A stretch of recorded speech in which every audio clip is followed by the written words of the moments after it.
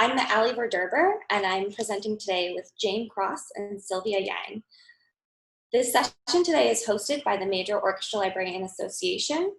MOLA is a professional organization for performance librarians and consists of a variety of member organizations from around the world. Thank you for tuning in.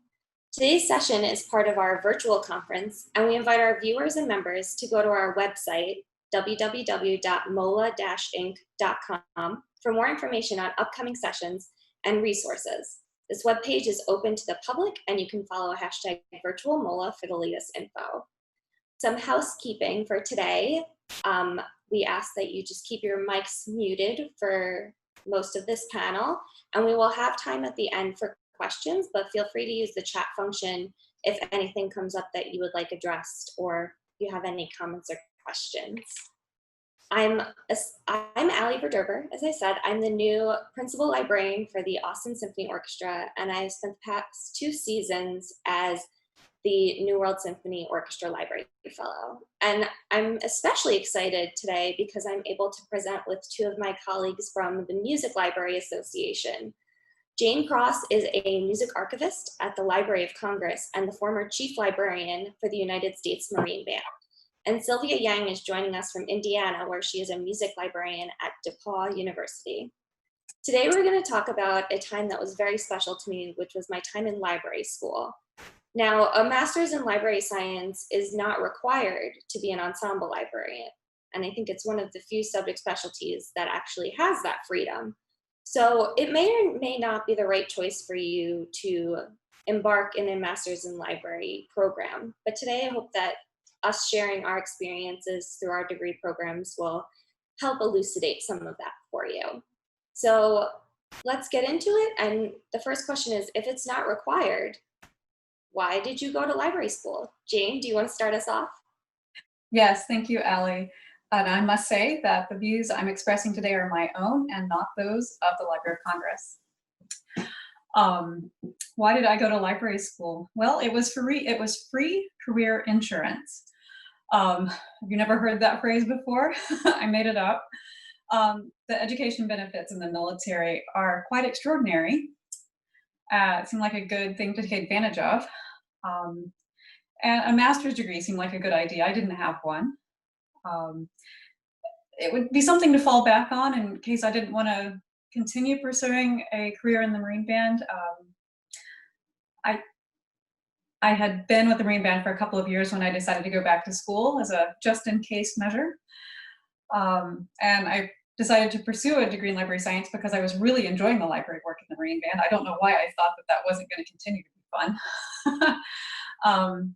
But this did mean that I was sort of a non-traditional student. I was working a full-time job. I was going back to school. I was a little bit older than a lot of my colleagues in classes. And lucky for me, I wound up having a really long and full career with the Marine Band. The library degree definitely helped in my career, and it helped me develop my interest in archives, a related field, which I began exploring in more depth a few years ago, and then just got fascinated by it. Ali, how about you? So I decided to go to library school because it was kind of right place at the right time. I had some jobs that I really enjoyed. I was working as a manager of music and materials for theatrical rights worldwide. So I was getting a lot of that hands-on music publishing experience. And I was also doing part-time work with some orchestras in New York. And I wasn't 100% sold that ensemble librarianship was going to be for me. I really enjoyed it, but I do know that there is the occupational hazard of working weekends for a very long time in your life. And I wasn't sure if I was ready to commit to that. And I really wanted to see what other options there were in music librarianship. And I felt that getting the degree at that time was really important. I know it can be difficult to go back to school once you are out of school, and I kind of wanted to do it right out of my undergrad and get it all taken care of. And the program that I was in made it really easy to do not only my master's in library science, but also my certificate in archives and records management at the same time in the same program. And so it really was the right choice for me to do at that time. And then our next panelist that I think maybe a new person for many MOLA people is Sylvia, who I was lucky enough to meet her at a presentation very similar to this one for the Music Library Association's Student and Emerging Professionals group. So Sylvia, why did you go to library school? Thanks, Allie. As Allie said, my name is Sylvia Yang, and I am the Music and Performing Arts Librarian at DePauw University, which is a small private liberal arts institution in Indiana. As you can see by this slide, I am not an ensemble librarian. I'm an academic music librarian. And as the music librarian at DePauw, I oversee collection development, reference services, and access services, and I teach a sequential course integrated information literacy program for DePauw School of Music. I don't oversee any of our ensemble collections, but I regularly field copyright questions from our School of Music and from different colleagues around the institution. So I went to library school because I had finished an undergrad in music history and literature, and I had also finished a very grueling winter season where I alternated between playing Handel's Messiah, the Nutcracker, and Carol of the Bells for about 6 weeks straight. And I realized that I never wanted to touch the violin again. But I had just spent my whole life working towards this. So I didn't know what to do. And so I seriously considered pursuing a PhD, and thought it might be beneficial to get a master's degree beforehand. So I was getting a master's degree in music history and thought, oh, well, it might make me more marketable as a musicologist if I were to also pursue a library degree. So I kind of ended up in this field on a whim. Thanks. We're going to head back to Allie. Thank you. So these are some examples of organizations that music librarians may find themselves associated with. We have MOLA and we have MLA, but we also have the Society of American Archivists, which Jane is very familiar with, and ALA, the American Library Association, which kind of is the grandfather of all of these organizations. And although we are all different types of music librarians, I think that in talking, especially planning this presentation, we've realized there are a lot of ways that we overlap and kind of intersect professionally. Jane, would you like to speak a little bit more about that? Well, I've intersected myself, right? Having the library degree, but being an ensemble librarian, I was always straddling going to MLA conferences and MOLA conferences, and then serving on the liaison committee even. And I know that Bob Grossman wrote to me yesterday, and Bob, I had not forgotten that you had a library degree. You're one of the people I think of often when I think about how few people in MOLA have this degree, and you were probably the first. And you set up that committee. It's MLA, MOLA, and Music Publishers Association. You helped found that. And I remember stepping into that role. And interestingly, for a few years, I participated in that committee as a MOLA member, but I also, for several years, represented MLA on that committee. And now, of course, I find myself more active with SAA. But it has meant that I've made a lot of connections across a lot of different fields, which has proven to be very valuable. And it was very helpful when I was in the Marine Band Library. We just had access to so many repositories just through connections and friendships that I had in other organizations. So if we needed a manuscript or a piece of music from somewhere, it was an easy phone call to somebody I knew. And I found that kind of overlapping really valuable. What about you, Allie? What have you seen? I agree that, when you have a problem and you don't know what the answer is, a librarian is always the best solution, and sometimes librarians need other librarians.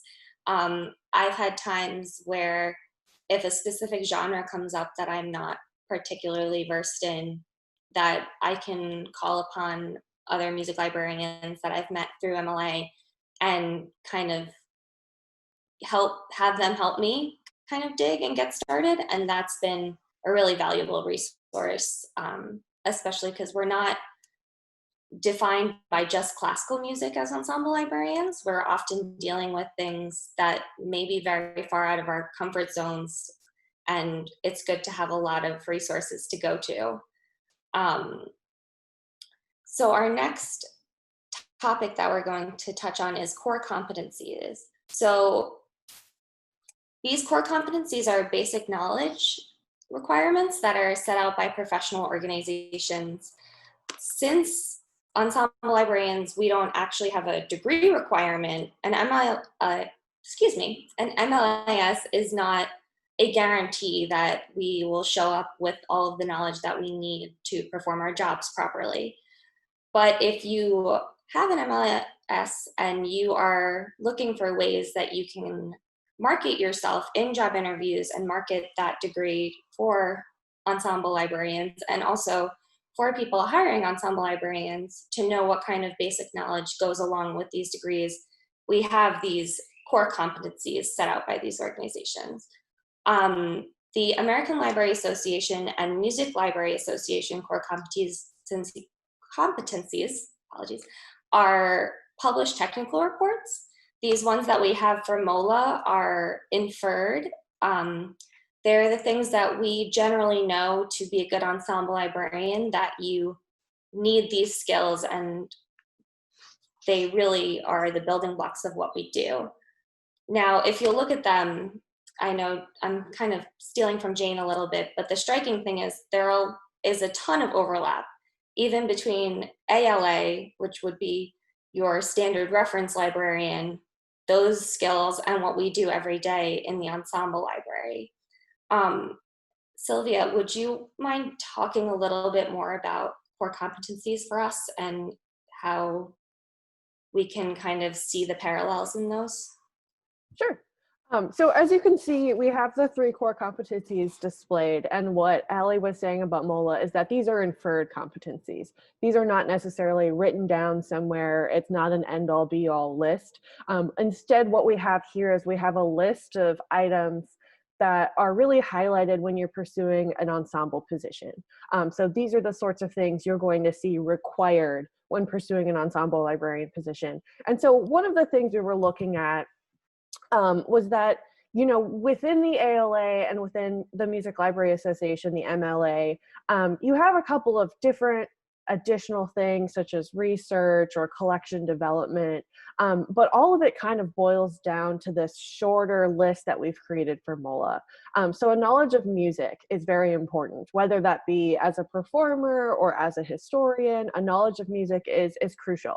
You know, that copyright and licensing information, that's a basic skill for an ensemble librarian. You're going to be negotiating contracts. You're going to be looking at all of these different sorts of avenues for streaming rights, for all sorts of different things. Administrative skills are crucial in any of these positions. We're organizing information. We're making sure that people have access to the materials that they need. And then we have interpersonal communication. And this was one of the things we thought was really important to note. So one of the things you really have to focus on when you're looking at the ALA or the MLA is the reference and user services. So the ability to work with others and to provide people with what they're looking for. And a lot of times this is inferring what they're looking for. It's listening to someone tell you something and kind of, you know, like grasping at the straws to eventually figure out what that is. And it's a very special skill set that isn't necessarily taught to someone going into ensemble librarianship. Oftentimes we're looking at people who have a very long performance history or have a lot of experience working with music, but maybe haven't had those courses where you're sitting down learning how to dissect a conversation or answer a question. For instance, one of the things you talk about in library school, or if you work in an academic library at public libraries as well, is the, you know, mythical, I'm looking for a blue book sort of thing. We have those questions in music as well. Like, I'm looking for a piece that sounds like this, let me sing it at you, is not an uncommon, you know, encounter in our positions, regardless of the fact that we're all 3 in very different types of positions at this point.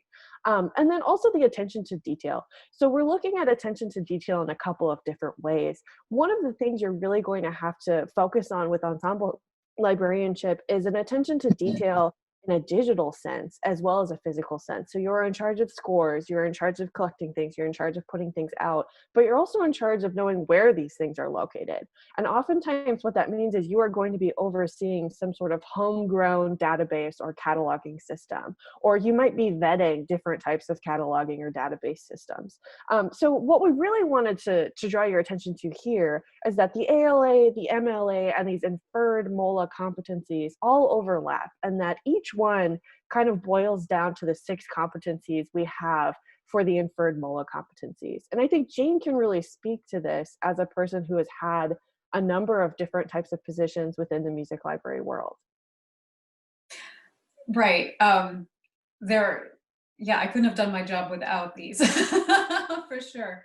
And what I've been hiring, these are the things I've been looking for when I've been in a hiring situation. These are the must-haves. Anything above and beyond that is icing on the cake if they have great technology skills or database skills or what have you. But number one, musical knowledge. That was the first thing I was looking for when I was hiring. So absolutely, these are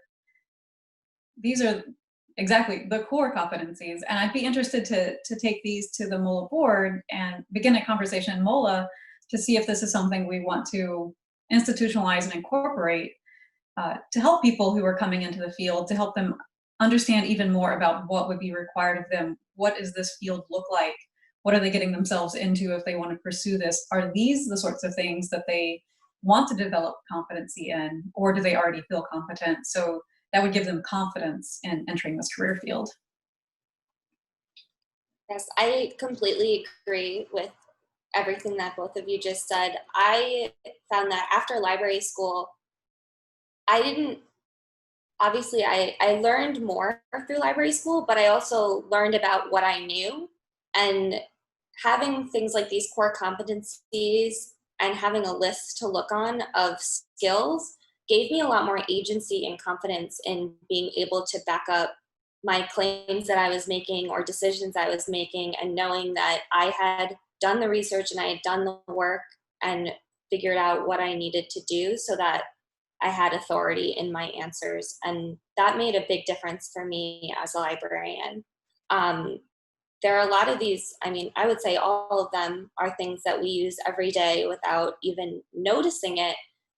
But the core competency that really strikes me is the reference and user services. I think sometimes the bridge between a reference librarian and an ensemble librarian can seem miles long, but we are doing so much of that work without even realizing it. And it changed how I interacted with musicians as my patrons and as people that I was serving, because essentially it is library services. We are a service industry, and that can sometimes be a big change from going from being an orchestra member to someone who is serving the orchestra. And I think that there's a lot in that reference and user services field that can be really helpful in that.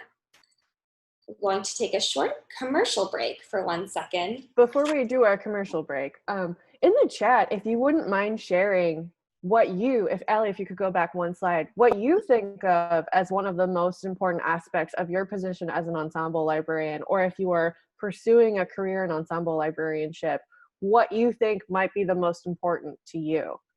Just to kind of take a quick poll and see what everyone thinks about these and what they might be working towards. So just for the next minute or so, if everyone could start throwing some things into that chat.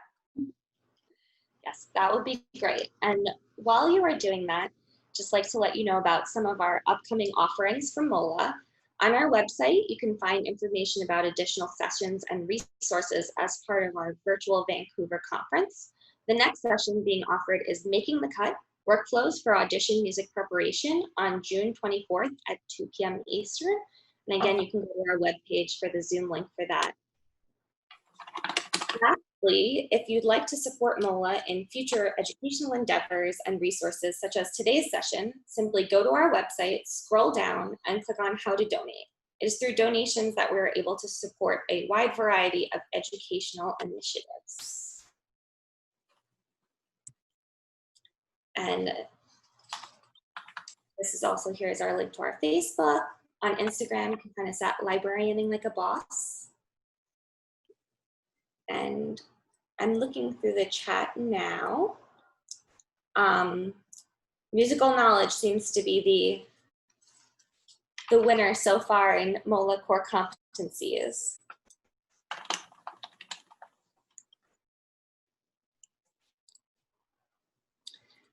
So that goes pretty well into our next topic, which is, why did you become a music librarian? Jane, would you like to start us off on this one? Sure. I really thought I was going to go into music publishing, and I'm talking about textbooks. Like, after I got through the grout in my music history course, I thought, good grief, that thing needs a good editor. But I'd been the band librarian in high school. I went on to be the orchestra librarian in college, somehow not realizing that that could actually be a full-time job. I happened to see the job posting for the Marine Band Library several months before I was supposed to graduate. And I took the interview just to get interview experience. Accidentally got the job. Whoops. So I kind of fell into this whole thing. Yeah, it was quite by accident, and I wound up really loving it. So it chose you. Absolutely. So while you were in your program, were there any other music librarians in your program with you?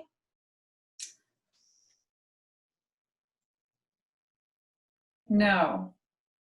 I felt quite alone, actually. So what was that experience like, working with people outside of your subject specialty?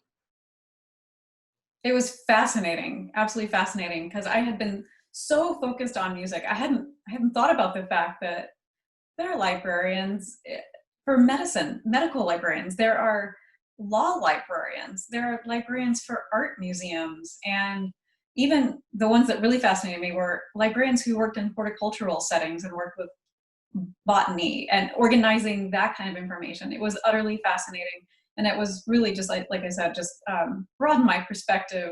I was so narrowly focused. I really needed somebody to take the blinders off. And it kind of helped me not feel so alone in a way. It's like, oh, there's a lot of us out here in really oddball niche kinds of library fields. So maybe grad school was a little bit like group therapy. Jane, we have a question from the audience for you. Did you have to enlist to become a librarian at the Marine Corps?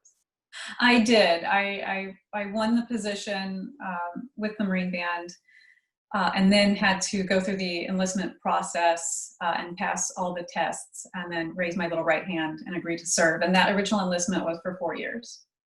And is that typical of all military bands? Yes, absolutely. And yes, I do know the wine librarian. He was formerly of MLA. I just saw that. Yes, Julia, hi. You know John Hoft as well. John has the most fascinating career, absolutely. Who knew there was such a thing as a wine librarian? And I know that we're all going to be applying for that job if he ever retires. Yeah, I had a similar experience to you where I didn't have any other music librarians in my program as well. We had a couple audio preservationists, which is similar, but it was more about the medium than the actual music for a lot of them. And I also found it so interesting, and I actually like that through my coursework, I was able to do some of it not in the music librarian lens, and I could do collection development projects on anything I wanted, not just music. And it helped. Sometimes you have to look at something a little bit differently to figure it out. And that was really helpful, that I had that freedom during my program to be able to try a lot of different things that maybe weren't directly going to impact my abilities as an ensemble librarian, but I did find those skills to be very helpful to me. And I had a lot of fun too. I got to learn about a lot of things that became hobbies or became interests, even if they weren't my specific subject specialty. And then Sylvia, you had the opposite experience where you did a dual degree program in music. Yeah. So I did a coordinated degree where I pursued a master's in music history and literature while pursuing my MLIS. And so I was around a lot of people who were working towards becoming music librarians. It was a coordinated degree, yay, coordinated programs. Agree with you, Jennifer. Hope you're doing well. And there were a lot of people pursuing this degree program there. Milwaukee has a number of coordinated programs, so it was really nice to meet other people who were pursuing coordinated programs. I learned a lot from people pursuing law degrees, but also pursuing library degrees. The medical coordinated program was also very interesting. Of course, arts and archives and anyone working with curatorial sciences. But one of the groups of people that I feel I learned the most from were actually people who were working in translation services. I thought they were really fascinating, and the way they organized their information was really interesting. So I ended up taking a lot of courses in search engine optimization and translation services and how to deal with diacritic marks and things like this that have actually really come in handy as I continue to work in music, because of the number of different diacritical markings you'll find, and just last names. How many ways can you spell Tchaikovsky? The answer is infinity. And so I felt like I got not only a really good grasp of the music library world, but also a really good grasp of other types of librarianship. And I think it made me feel like I wanted to be a little more well-rounded when going into this career. I'm jealous of you and Allie both having so many options for coordinated programs, and I'm really glad that that has come about. I know when I was in library school too many years ago, there were no online programs at the time, and there was very little program coordination. So to pull together, well, I couldn't really even pursue a degree or a program in music librarianship. That wasn't even an option. I could take elective courses in music and sort of aggregate those into my library degree, but there were just very few options, and I think that is wonderful that there's so much more of that now.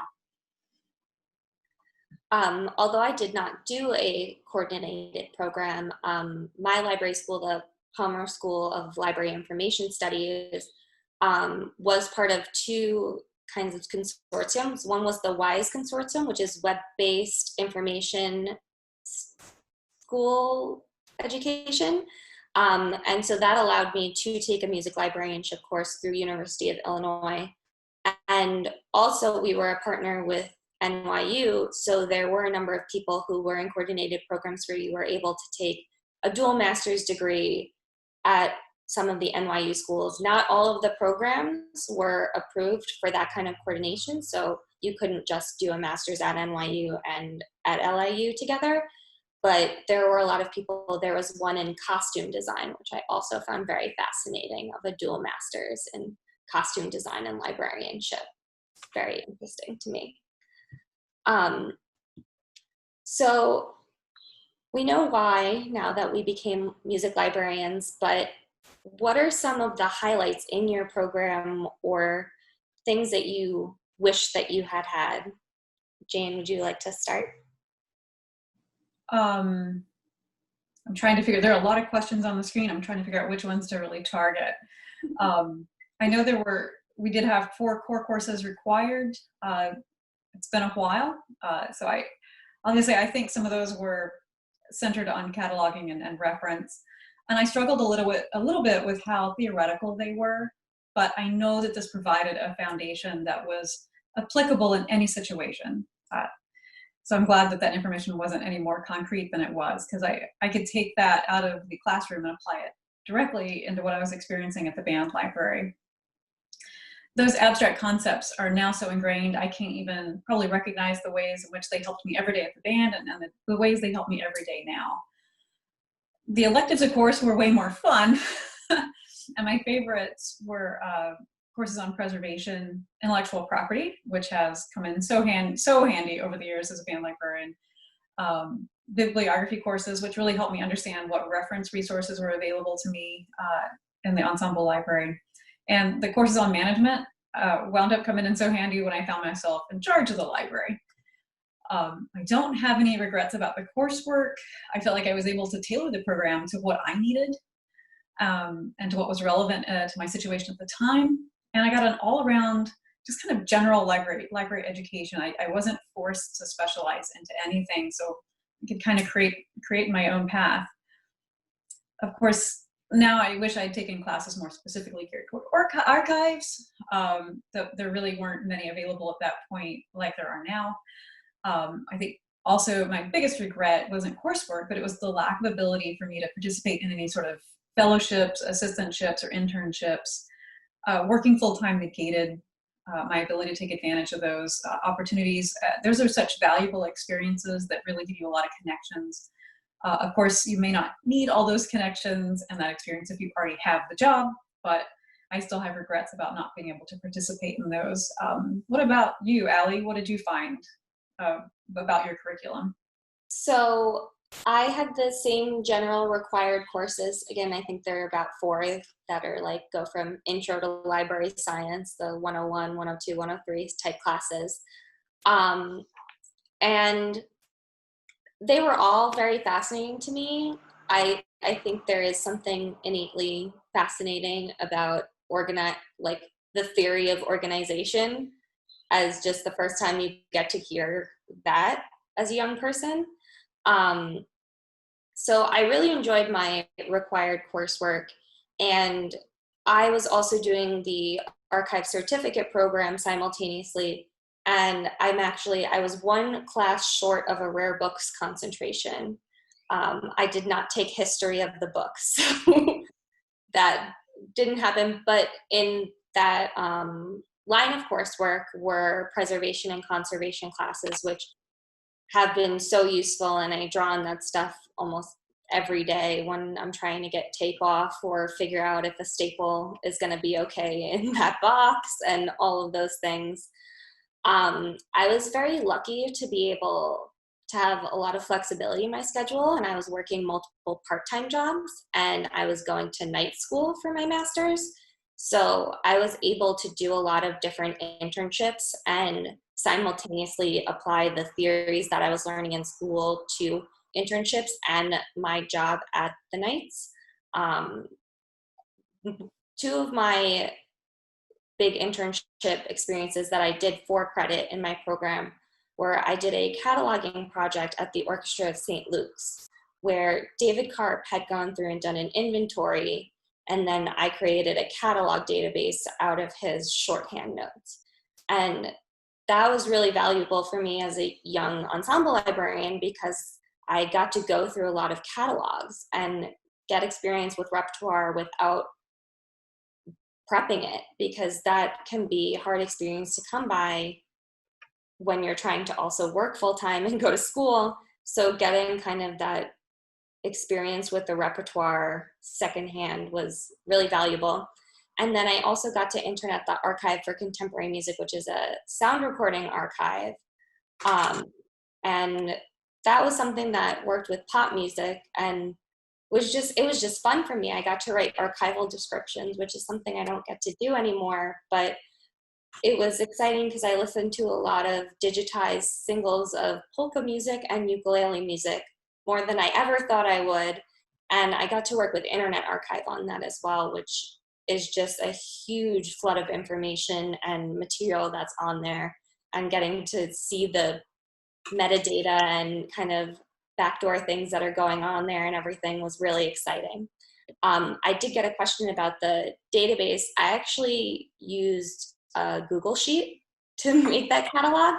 I'm a big fan of, for smaller orchestra collections, that if you need to use a Google spreadsheet, it's easily accessible for a lot of people, and you can really customize it if you're not able to use a larger database program like OPAS or ArtsVision, and you don't have the time or needs to create your own database. So Sylvia, what curriculum highlights were there for you? Sure. So similar to what Jane and Allie were talking about, I of course took, the standard core competency courses, introduction to information, taxonomies, that sort of thing. But I really tried to focus on being very well-rounded. I didn't go in with an assumption that I would be a music librarian, an ensemble librarian, in an academic setting, in a performance setting. I just wanted to have kind of enough knowledge about everything that I wouldn't be completely shocked in any situation. So some of the courses that I thought were really beneficial for me that were electives were the courses I took on data structures, the courses I took on, administrative management, or, Allie and I were talking about disaster management and how important a disaster management course is, especially we're living through a pandemic right now. And so being able to say, okay, I theoretically understand what needs to be done. It can help you in a lot of different ways. For instance, the library I oversee flooded, and I knew exactly what to do. I was like, all right, we have everything. This will be fine. So I think I was really going for this holistic approach to librarianship. And because I wanted that holistic approach to librarianship, I pursued a lot of different opportunities outside of my classes via internships. So I had an internship with the Milwaukee Art Museum, where I worked on their databases and helped them catalog art, right? I had an internship with the Skylight Theater, which is a musical theater company in Milwaukee. And so I helped them build an archive of their archival scores and their costuming and their sets and things along the lines of that. I had the opportunity to work in Milwaukee's music library, which was great. So I got to experience a music library in an academic setting. And I also got to have an internship at the Milwaukee Public Library, where I was in charge of story time for children, and realized that I do not ever want to work with children. And so I had a lot of different experiences that led me to the current career I have and the path I'm in, which is academic music librarianship. And I think that a lot of those experiences that I had outside of the classroom were what really shaped the things that I feel confident walking into and working with. I like what you, sorry. I just wanted to say that I like what you said too about having an experience that maybe showed you something that you didn't want to do. I think that going through all of these different levels of required coursework can sometimes show us the things that we don't want to be doing, and can make us more grateful for when we do get to do things that we like to do. I know there are some days where I may feel frustrated, and I sit and I think that I do not work at a public library where someone can come up to me and ask me a question about how many ducks have lived in this pond for the last 10 years. And I am very thankful that that question doesn't come to me ever. But I think that it does really stretch our minds when we have to go through some of these things that are not directly related to what we precisely want to do. I was once told I was a very lackluster cataloger. Cataloging is not for me. But Jane, go ahead. Oh yeah, cataloging is definitely not for everybody. It takes very special people to do that, and thank goodness for them, because I learned the importance of bibliographic control when I was in school, and that concept still haunts me. Because I worked in a library that I think still has more than 10,000 works that are not cataloged. So yeah, we won't talk about how many might be at my current place of employment that are uncatalogued. But I wanted to go back to what you said about disaster preparedness, because that preservation course I took wound up paying off in spades when we had our own little mini disaster in the Marine Band Library over a Christmas break. I believe it was, we had about 600 orchestral works that wound up getting soaked and then sat there on the shelves for a few days before we found them. We knew exactly what to do. We were ready. We had the supplies all set up. We had actually a librarian before me who had also done a master's in library science and who had really gotten into disaster preparedness and had prepared the emergency cabinet for us. It's funny how that degree has benefited the Marine Band Library over generations of librarians. I don't know that we would have had that cabinet of emergency supplies if it hadn't been for Sukowski getting that degree. And maybe Russ Gersberger as well. But then I knew exactly what to do with them, how to deploy them and put them into action when we got to that point. And I know that other MOLA libraries have unfortunately suffered water disasters, I think, primarily. So this sort of knowledge that floats around in our field has proven very valuable. I will say too, when I was working there, I received praise several times from what is essentially the music director of the Marine Band. He could see over time how he said, I helped professionalize the library when I was working there, that the degree helped bring some sort of professionalism to the operation there, to the library operation there. And it's a team of 6. It's a very large library. So I'd like to think that situation benefited a little bit from that degree being in the midst. And I know that they're continuing to improve it even more now that I'm gone. We have a question. I think it's Pat. If a MOLA librarian can offer an internship opportunity, what is the best way for us to connect with a local university? For me, as a person who's very active within MLA, there are a lot of people pursuing these coordinated music library degrees all across the country, and they are very interested in these types of internship opportunities. And I would recommend reaching out not only to MOLA or MLA or possibly ALA, but also reaching out to the library schools in the areas where you're located, and maybe with other librarians you may know, connections you might naturally have. Allie, Jane? So I kind of had figured out my own internship opportunities at my program, and I was very lucky that they were very flexible. Some programs may have more requirements over what you need to fulfill those internship credits. My only requirement was it had to be somewhere I did not already work. So there were no requirements over if the person supervising me had to have a library degree or anything like that. I just had to do a certain number of hours and be supervised. So there are a lot of opportunities for us at orchestras to connect with library schools and make these opportunities. I think it just depends on what the requirements are that the university has for the library students in these internship programs. And Pat, you might want to reach out to the director of the library school or the dean of the library school that's close to you, and let them know that you can offer this. They might be able to put you in touch with the right professors who can help coordinate those opportunities. Also, depending on who you're looking for, it might behoove you to reach out to people who are part of the ensemble that you're working with, who might be interested in transitioning into this different field and have that experience with the ensemble itself. So our next topic is going to be choosing the right program. And how did you choose your program? So Jane, I know you kind of touched on this when you said why you went to library school, but if you wouldn't mind expanding a little bit on that. Well, since I went to school in the dark ages, it's pretty easy for me to answer this. There were no online programs at the time, so I had to go to the school that was closest to me, which wound up being the University of Maryland, and I was very lucky that that was a well-ranked library program. When I was looking at going back and getting a certificate in archives, there were a lot more online resources, and I did use, looks like you've pulled up MLA's directory. I know I was looking on SAA's school directory, so luckily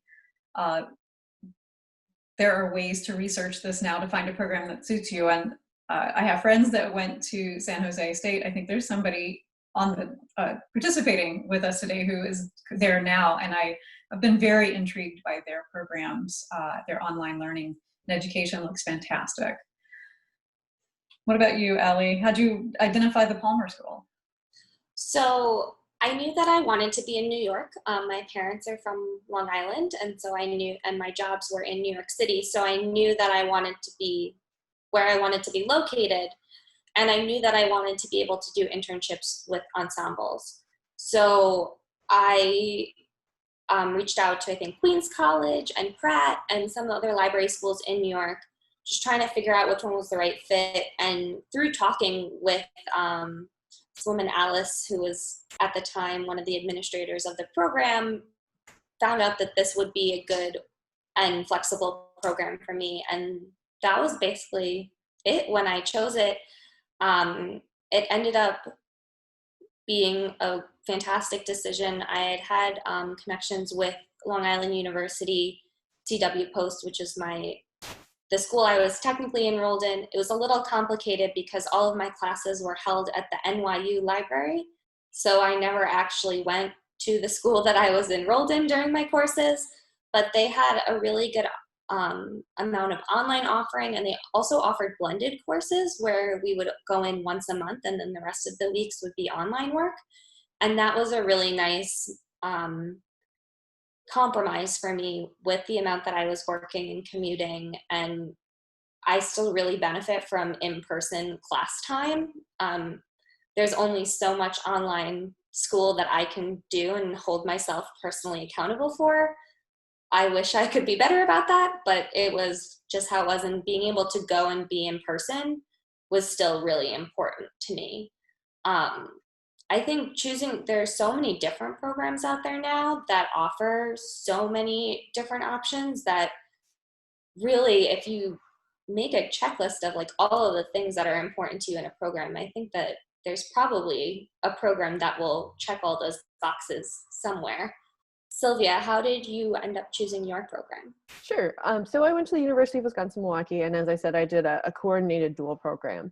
And so I was only interested in going to a program that was actually genuinely coordinated.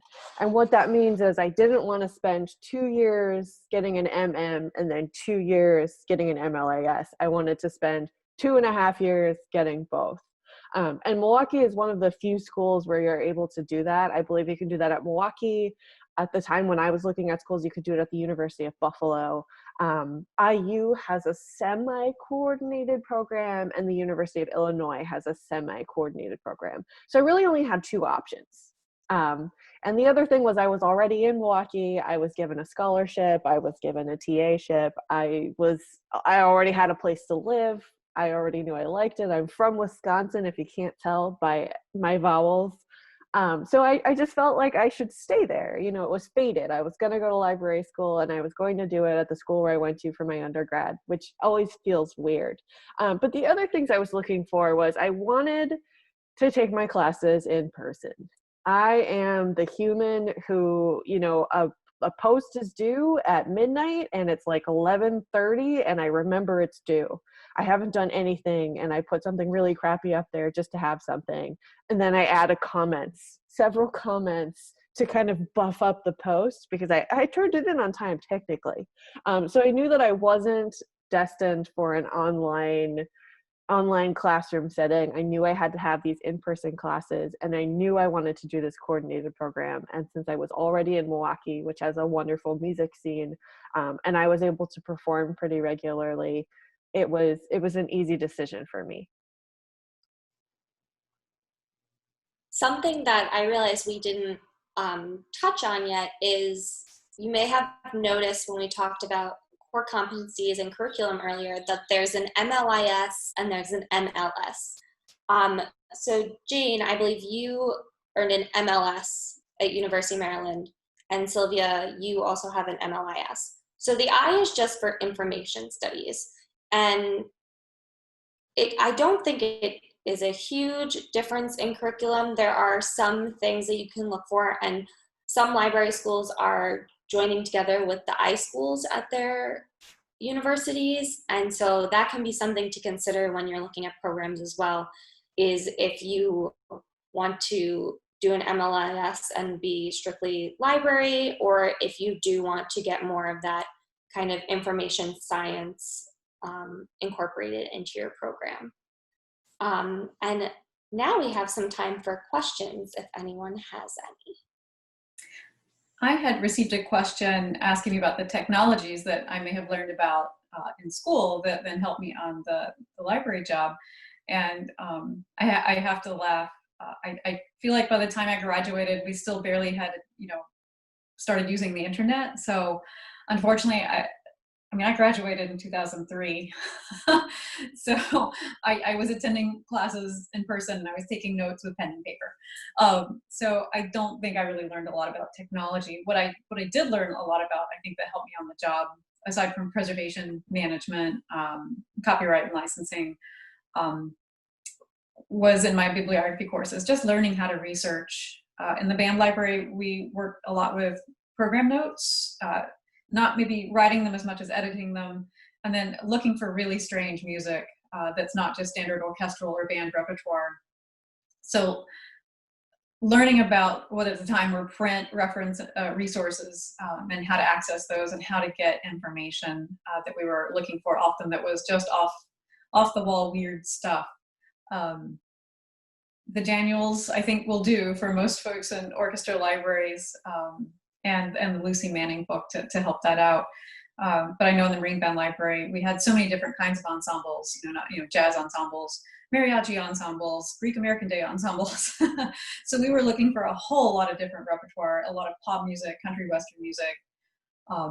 So having a broad knowledge of reference and resources, like I said at the time, again, print resources really were helpful to us. So I'm sorry I'm not able to answer the technology question, but it really did broaden my reference and research skills, which came in handy at the band. Yeah, so we have a question from Chris.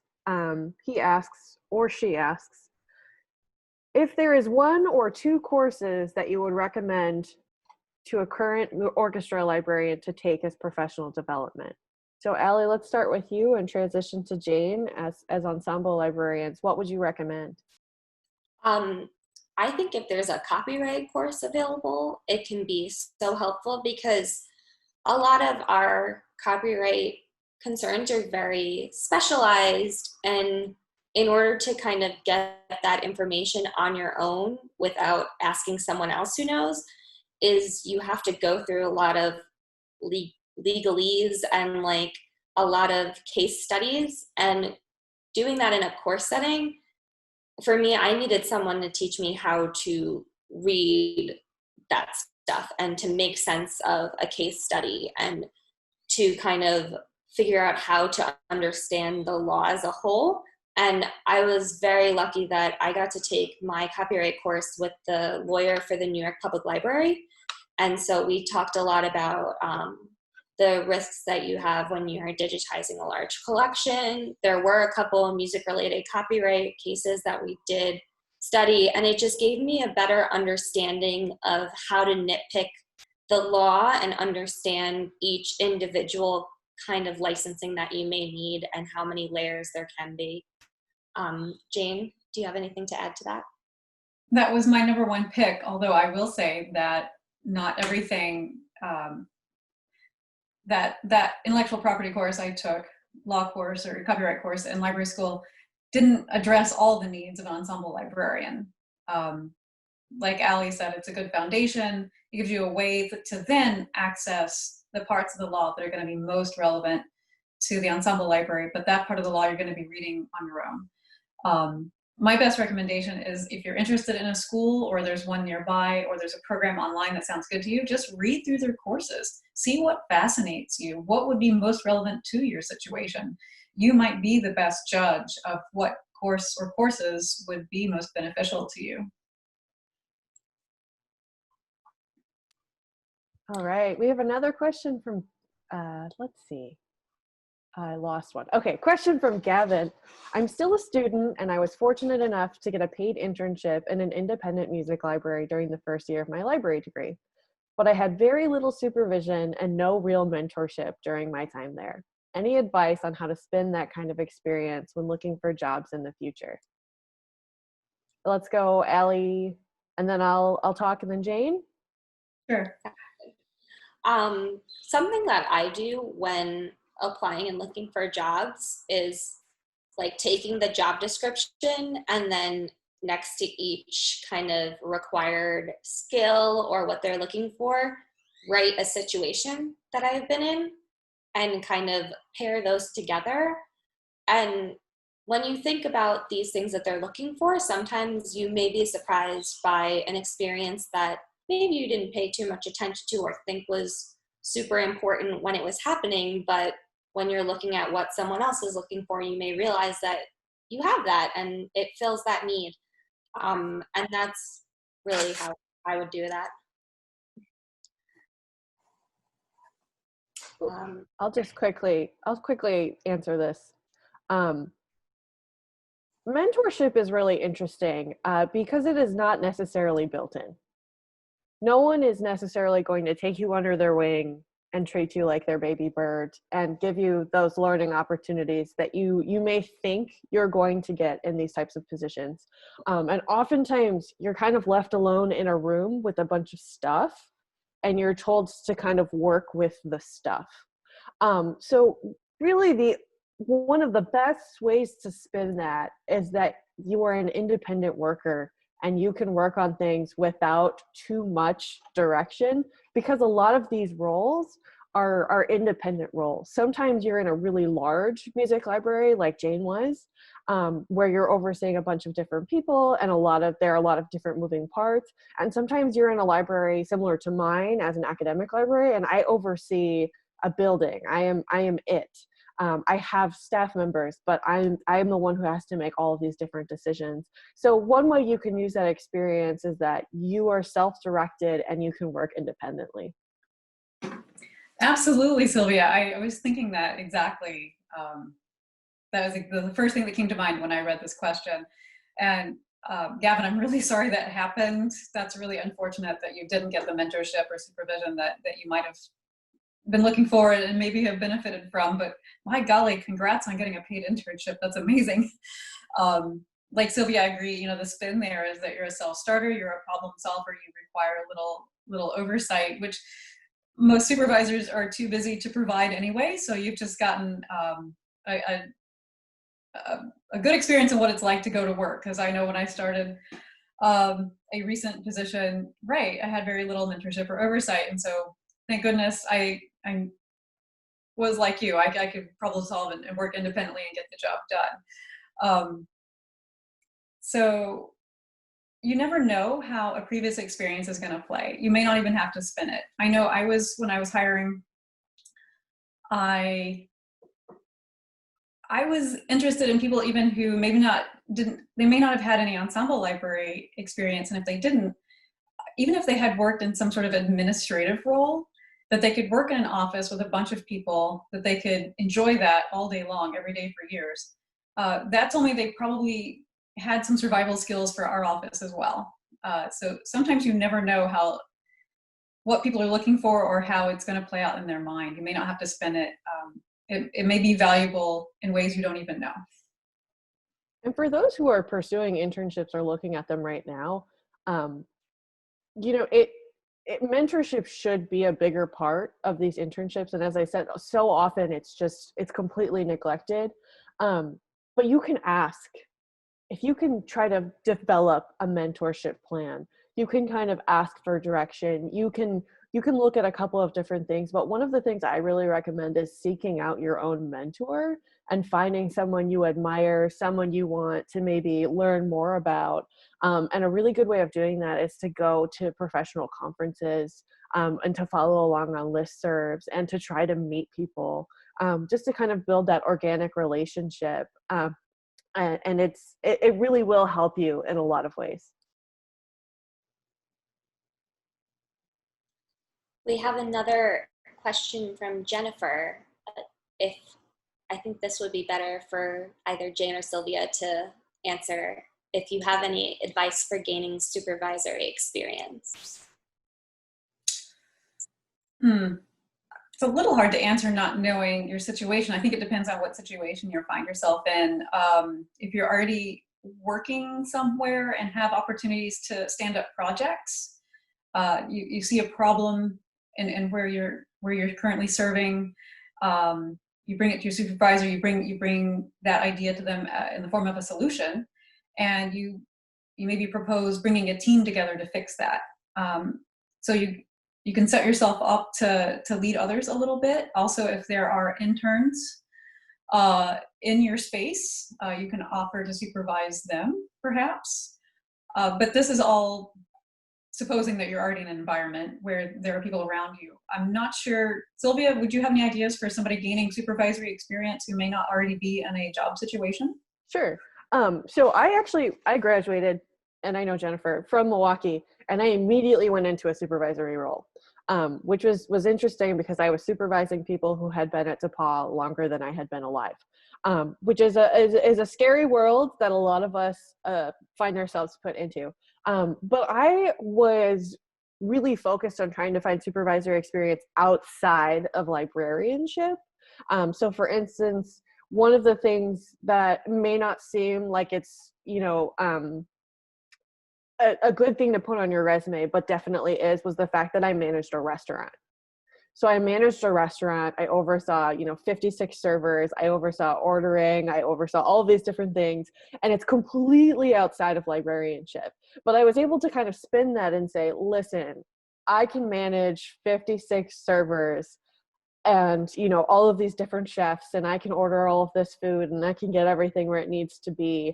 How can that translate to librarianship with acquisitions and overseeing staff? So like right now I oversee, 35 student staff. I've got 3 full-time staff members, just finding different ways to find that supervisory experience and finding leadership roles. So for instance, if you're interested in working with interns and getting an experience like that, you yourself may need to become kind of a supervisor intern.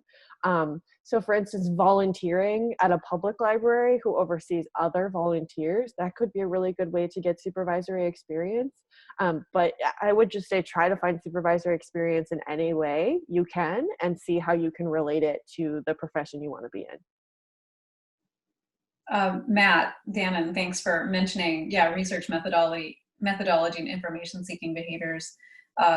You also, I think all ensemble librarians these days are being hit with the conductor who emails a YouTube link and says, find me that. But does that happen in the academic setting as well, Sylvia? Yes. What happens more is, here's a jazz combo arrangement of a Joni Mitchell song. Please find the score for me. Yeah.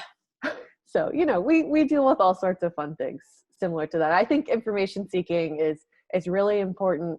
I think one of the things that might really benefit, in addition to methodology and information seeking behaviors, is just a basic reference course and kind of figuring out how to parse the questions you're being asked and pull out the pertinent pieces. So here's a song for you. I'd like for you to find it. Okay, it's a Joni Mitchell song. What is the Joni Mitchell song? Who is the group playing it? Oh, it's a Marsalis arrangement. Okay, who can I reach out to who actually knows about Marsalis and arrangements? That's the sort of thing that you can really learn in a reference type course. Absolutely. The reference courses that I took, I feel like they changed how I interact with the internet and search, even in my personal searchings, and just how I type things into a search engine now are so different than before I went to library school. And maybe I was a little late to the game, but I know that library school was the first time Booleans had been introduced to me. And I was like, I think once you take a course that looks at information seeking, reference, or data, you begin to better understand the search words you even have to use, in addition to Boolean, but the words you need to use in order to find things, the metadata that will be embedded in those records, whether those be, live performance recordings or, scores, ensemble pieces, whether you're looking in WorldCat or a specific database. I think it'll really benefit you, not only in your searching, but also in understanding what people are asking you. We have a note from Diana as well in the chat about her reference course and information literacy instruction, which actually ties back, I think, to finding supervisory experience. Having to explain how you do something is very important and can be very difficult. I struggle with that a lot. And in my experience as an ensemble librarian, until a few years ago, I was working by myself or with a supervisor, and I had never needed to explain anything. And then all of a sudden, a couple of years ago, when I started working at Swanee Summer Music Festival, I all of a sudden had 15 work study students in the library. And I was like, okay, I have to do this now. And learning how to talk to people in library school really helped me with that. Hey, Allie, something I don't think we've touched on yet is the topic of, so the degree doesn't guarantee you anything except what? Except debt. It is an interesting situation with master's degrees in a field where, you essentially just have to be good at the job and be able to get through the interview process and win the job. Your degrees don't really matter. And so that can be kind of a weird place to be in when you're deciding to go for graduate studies. Yeah, 75% or more of ensemble librarians don't have the library degree. It is absolutely not a requirement in any job announcement. Those of us who have it, we find it helpful, but it's not something that people are necessarily looking for. So buyer beware. But it has served, those of us who have it, it has served us very, very well. And hopefully none of us have incurred too much debt in that journey. Well, it was something we thought was really important to mention, just because we never want to mislead you and make you think, oh, well, if you get this degree, everything will be better. That's not necessarily true. The only thing that is guaranteed from library school is that you're going to pay for library school. Oh, we have another question.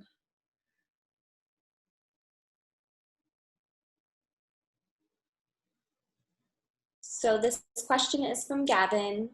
If any of us have had experience or are patrons looking for music written by diverse composers and any issues we have run into surrounding that. Right, there are not a lot of index terms set up very well for that. And I know that's something we're gonna be working on, I think where I work right now. We've just in the past week been talking more about a couple of really good resources. There's the Institute for Composer Diversity, and the other online database for looking for music of diverse composers escapes me. A composer set that up. I want to say Ann McDowell, but that name could be wrong. There are a couple of resources out there geared specifically toward this, but it is a growing need, and it's not perhaps very well addressed enough as it should be. What do you think, Allie? I agree. Am I muted? Oh, no, I'm not. I agree. It is very difficult when you think of how much you have to catalog about a person instead of just this is the composer. I know there are some indexes in the Daniels and other things that try to elucidate that for us, but I think the systems that we're generally working with in ensembles have not been built to help us with that. Sylvia, do you have more that you can say on that? Sure. I would second the Institute for Composer Diversity, which I think is composerdiversity.com is how you find that. They have a really expansive database that you can work with. The other thing is what sorts of questions are you asking them when they come to you with this sort of question? So, you know, oftentimes someone will come in and they will say, I'm looking to feature X type of, you know, representation by a racial or ethnic group or something along the lines of that, and really figuring out what it is that they need, in addition to looking at databases like the Institute for Composer Diversity is trying to figure out what they're looking at. A lot of times what you can do is you can look at other performances that have happened in the past that may have similar themes. So you can kind of get inspired by some of the things other people are doing. You can also reach out to publishers. I really recommend reaching out to publishers and saying, you know, we're looking to incorporate more diversity in the music that we perform. Can you tell me a little bit more about some of the composers that you represent? Can you give me a list of diverse composers? There are some publishers that actually provide, we work with Theater Front a lot, and they actually provide every month a list of diverse composers from different types of representative groups. So I think there are a lot of different ways you can work with this, but a lot of it is asking questions and trying to make connections. You're not necessarily going to find something that will be the end all be all of finding diverse compositions. Great question. Thank you so much. It's also a good time when you are looking for something like that, and maybe you're finding your database falling a bit short, that's a great time to call up the other librarians in your area who may have more knowledge about some of these different composers and be able to help you a little bit with that. I just received another question regarding, since there is a certainty that you will have debt after going through a master's program, is there content that's online that is free, maybe free courses and stuff like that, so people could be able to cherry pick units of interest? I cannot speak fully on that. I saw Sylvia nodding a little bit, so maybe she can, but webinars and stuff through Music Library Association and through MOLA can kind of be a good opening. And then Sylvia, do you have some suggestions? Yeah, so I would just recommend really keeping track of what's being released on your professional listservs, whatever those you subscribe to and what they might be. Things like this, for instance, this is a really great introduction to this sort of thing.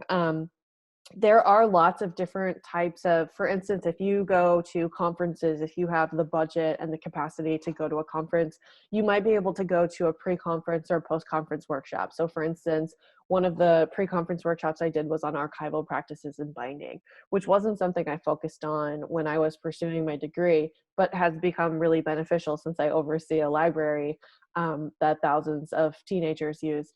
And so binding has become very, very important. So that sort of thing. I don't really know of any free opportunities specifically. But what you could do is, for instance, if you wanted to get more experience in XYZ, you could reach out to a colleague that works with that type of material and ask for, maybe a primer, or do they have a task you could help with? You could kind of build your own internship opportunities in that sort of way. So for instance, I had a friend who was working in an archive, and I really don't have much archival experience. And so I was able to say, can I shadow you for my spring break and just kind of see what working in an archive is like, to see what you're doing, what sorts of opportunities, what sorts of gaps in my knowledge. And then pursuing scholarship that might help fill those gaps. So much of librarianship is theoretical until it actually happens to you. And I think that's an important thing to remember. Jane, do you have any recommendations? No, I can't think of anything free, but I will say probably one of the most valuable things I learned during my degree program was the importance of professional organizations. That's the time right around 2001, 2002, when I was in school, and my professor started talking about professional organizations. I got really on board quickly and got our library involved in MOLA. I became personally involved in MLA. That's been one of the best things to come out of school, was learning about these professional organizations and how important they are for furthering your education. Just attending the sessions is continuing education. Unfortunately, the conferences aren't free, but they're a heck of a lot cheaper than school. And like Sylvia was saying, they have these wonderful pre-conference workshops that I know some of them have been so good and so impactful. I mean, they're on my CV. They mean a lot. So we're coming towards the end of our time. Are there any final questions that anyone wants to put forward?